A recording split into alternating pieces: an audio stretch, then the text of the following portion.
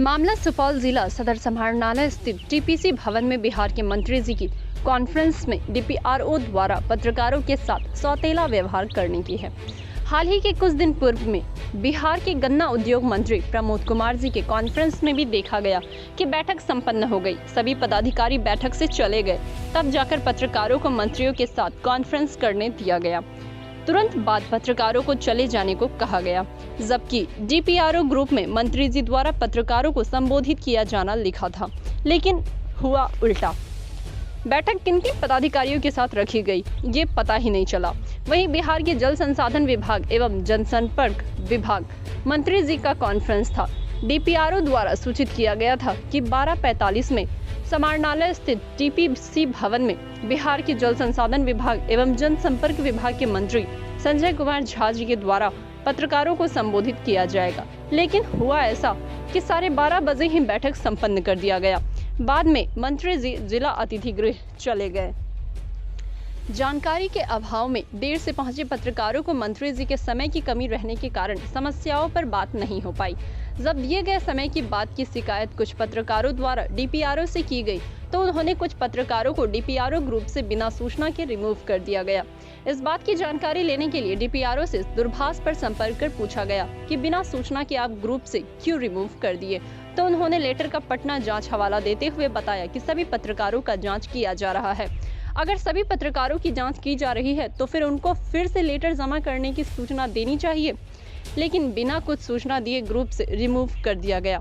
एक तरफ सरकार पत्रकारों को सम्मानित करते हैं, देश के चौथा स्तंभ कहते हैं, लेकिन यहाँ पत्रकारों को सम्मान क्या करेंगे, उल्टे नीचे दिखाने का काम किया जा रहा है। यही है हमारे सुशासन बाबू की सरकार के पदाधिकारी। सही बात बोलने पर पदाधिकारियों द्वारा नीचे दिखाने का काम किया जा रहा है। जब पत्रकारों के साथ गलत व्यवहार किया जा रहा है तो फिर सोच सकते हैं आम जनता के साथ क्या होता होगा। इस बात से अंदाजा लगाया जा सकता है। जबकि पूर्व में विधानसभा चुनाव के दौरान पूर्व डीपीआरओ द्वारा निर्वाचन आयोग पत्र जारी किया गया था। कहीं ऐसा तो नहीं कि मंत्री जी से सवाल जवाब करने के दौरान से नाराज होकर डीपीआरओ साहब को आदेश दे दिया गया हो। आखिर ऐसा क्यों? सच बोलने वाले पत्रकारों को परेशान करना कितना उचित है? रुझान की कमी है, ये बात आई नहीं। मैं कह रहा हूँ कि सेकेंड डोज वाले लोग केंद्रों से लौट रहे हैं टीका नहीं होने के कारण, पर्याप्त टीका नहीं होने के कारण लोग लौट रहे हैं सेंटर से। कई सेंटरों से लोग लौट चुके हैं। उसका एक टाइम हो सकता है यह भी हो सकता है वजह कि वो 1 दिन 2 दिन गए, लौट के आ गए, फिर नहीं जा रहे हैं। हो सकता है ये वजह हो सकता है कि टीका के आपूर्ति में उस स्पीड में नहीं आ रहा है, लेकिन ये भी वजह है कि उनका रुझान भी कम है। ये भी बात है, दोनों बात है। ये तो कॉपरेशन से ही ना होगा।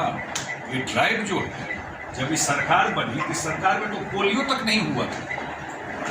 पोलियो भी वैक्सीनेशन जो पहले की सरकार थी उसमें पोलियो भी नहीं पड़ा था। दुनिया में कहाँ पोलियो इरेडिकेशन नहीं हो गया? बिहार में नहीं हुआ था।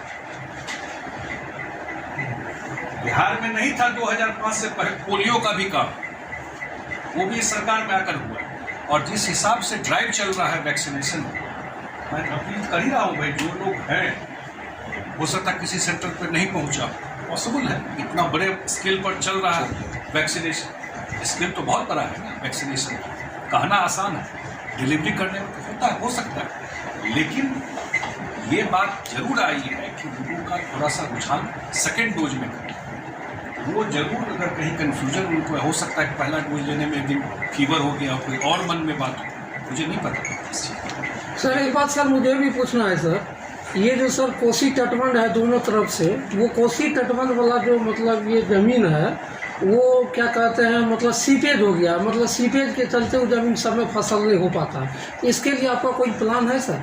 वो तो देखेंगे भाई। सर, क्षेत्रों में जो करोड़ों अरबों की लागत से जल नल योजना चल रहा है, उस पर आप क्या कहना चाहेंगे? कहीं भी अच्छा तरह से नहीं चल रहा है। नहीं, ये तो योजना तो बहुत, जो आइडिया था कि भाई टैप वाटर से लोगों को पानी मिले, लेकिन सही तरीके से नहीं चल रही इन क्षेत्र में। तो हमको उससे सुन लीजिए, तो सुन लिया आपका क्वेश्चन, जवाब आप ही का दे रहे हैं, ठीक है। और लगातार रिव्यू करके इस काम को इम्प्लीमेंट भी किया।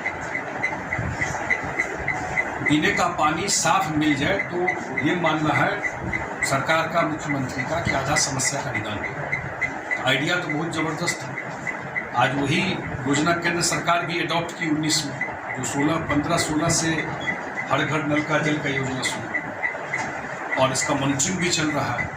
पंचायत में कहीं कमी हुई है, कहीं गड़बड़ है, इस जिला की बात पर हम लोग को जानकारी मिलेगा तो जरूर हम लोग उसको सुधार करवाने का कोशिश करेंगे। कोई स्पेसिफिक जानकारी दीजिए किस जगह, तो डेफिनेटली हम लोग सुधार करने की कोशिश करेंगे। सी बहुत जगह जैसे जल जो रही है योजना, सब जगह कई बहुत ऐसी जगह है जो आयरन वाला पानी निकल रहा है। नहीं, उसके लिए भी तो अलग बना था।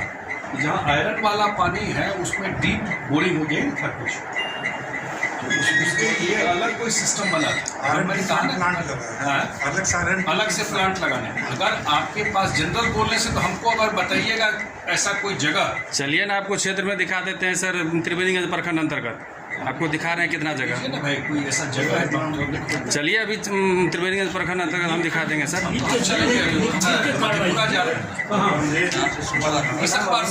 जी आवाज़ इंडिया लाइव तो आप दीजिएगा जगह का बात चल तो नहीं सकता, और जहाँ भी चल रही है वो ठीक तरीके से नहीं चल रही है, कोई देखने के लिए नहीं है। लतौना दक्षिण पंचायत है, जहाँ पर नेपाली टोल करके लगभग हम लोग 1000 लोग बसे होंगे, जिसमें आधा नेपाली है, 500 लोग। कहाँ पर है? त्रिवेणी लतौना दक्षिण 110 साल से सड़क नहीं मिली हम लोग, आज तक सड़क नहीं मिली। एक चचरी था वो भी टूट गया। अब ये स्थिति है कि चारों बगल वो दबंगों की जगह, आज भी लोगों को रास्ता नहीं मिला, प्रशासन के द्वारा कोई पहल उस पर रास्ते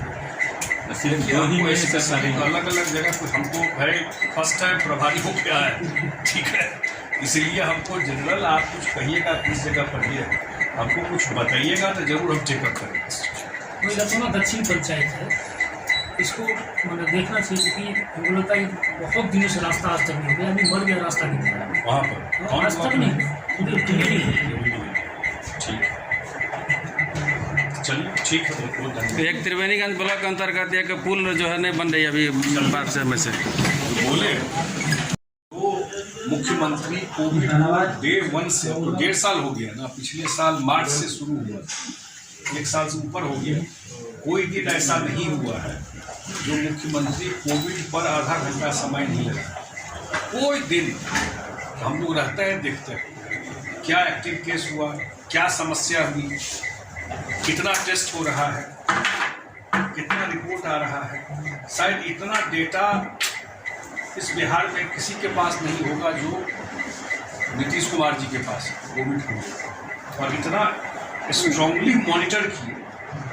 आज बिहार कम से कम कोविड के मैनेजमेंट में देश में ये कोई, मैं अपने तारीख में कहूँ था ये होगा, लेकिन कोविड के मैनेजमेंट में बिहार जो है वो कहीं किसी प्रदेश से आगे।